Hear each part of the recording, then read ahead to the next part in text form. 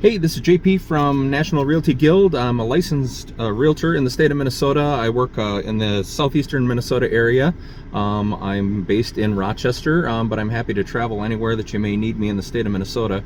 I am making a series of small, informative videos for clients that just kind of help cover topics that maybe they'll have questions about.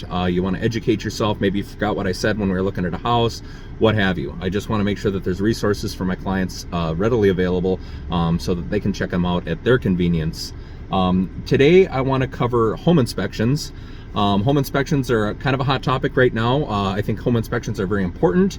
Unfortunately, right now with our hot market, a lot of them aren't getting done because of other people they're making offers and not asking for home inspections. But we'll cover that. First, I want to kind of go over the goods and the bads of home inspections.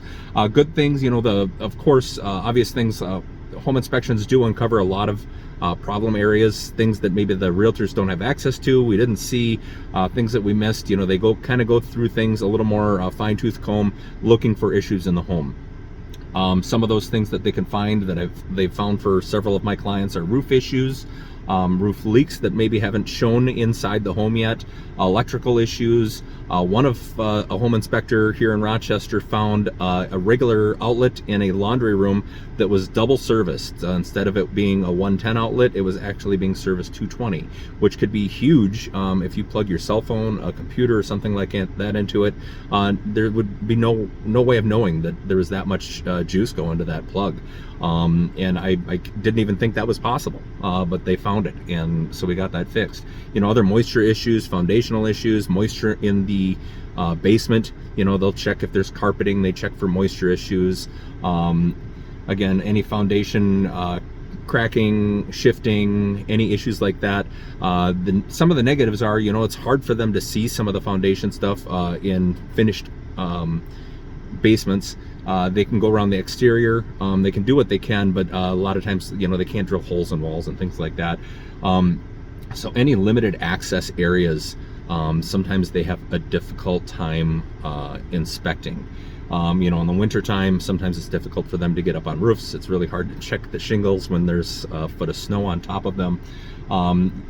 Other things they don't open up, they may open the service panel for the furnace, but they can't check, for cracks and really do a good, thorough job of the furnace without taking it apart, and that's not something that most home inspectors are willing to do. Same thing holds true with the water heater and other large appliances in the home. They can kind of look at them, make sure that it appears that they are functional, but as far as doing an in-depth inspection, a lot of people think that they do inspect those things, but unfortunately they don't have that ability because they can't be taking that stuff apart and put it back together. The other thing about home inspections in Minnesota currently is you don't need a licensure to be a home inspector. So just about anyone can, go put together a business doing home inspections. So it's important that you vet these people, that you find a reputable company that's been around for a while, that if they have a staff, that they're well trained and have the backing and the resources needed to make sure that they're doing a good job for you. So, both sides of a deal can ask for home inspection. A home seller can do a home inspection before they list their home. There's some pros and cons to that too. One of the things is if you do the home inspection, it helps eliminate renegotiations later. So if you have a buyer that comes through and does a home inspection and they find a small issue, they may try to blow it out of proportion. Who knows? Maybe the home inspector makes it a bigger deal than it really needed to be, and they come back and renegotiate the contract and ask for more money or ask for it to be fixed. That brings up the next thing is if there is an issue and you do a pre-inspection, you're able to take care of that issue on your terms instead of the home buyer saying, I require a licensed whoever to do this, that, and the other. You can take care of it in the way that you see fit, and then address it in the home inspection when you make that available to the potential buyers. It does also take off some time from closing. A lot of times you have to give 7 to 10 days to make sure that not only that home inspection can get completed, but that you have time to renegotiate and talk about any issues that may come up. So if you already have that pre-inspection done and shared with them, you can move things along get things to the bankers and to underwriting faster.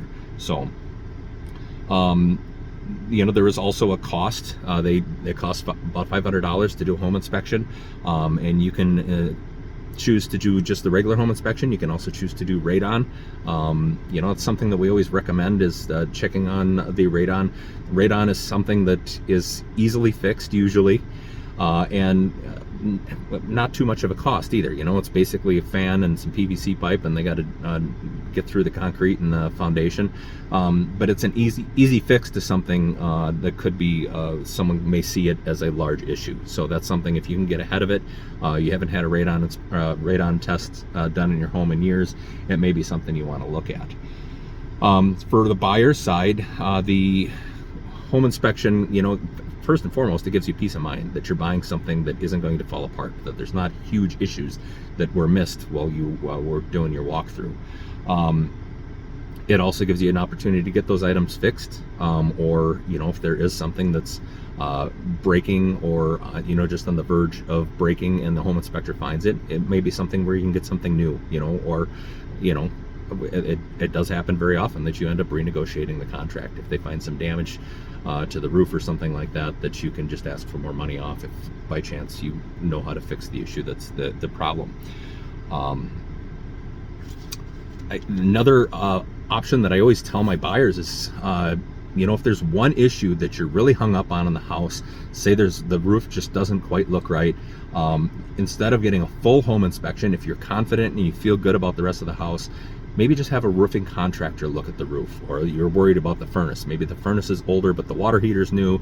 Everything else looks spot on. The wiring or electrical's just been redone by a licensed electrician, but it's just that furnace that you're worried about. Get a heating contractor to go in and take a look at it.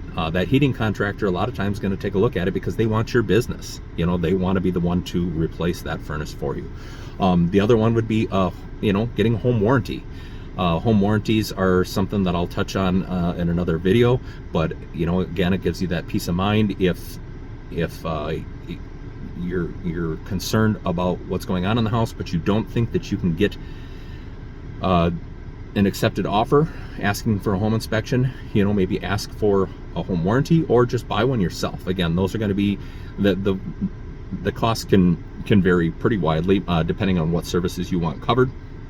But if you want things covered, like the furnace, a lot of times when people don't have a whole lot of money, when you buy a house, you're putting down a lot of money, you're spending a lot of money on closing, taxes, all sorts of things, and you're not going to have a lot of liquid cash available. So a home warranty is something that you could absolutely look at. So if you have any other questions about this, please feel free to ask me, send it in the comments. I'm sending this out via email.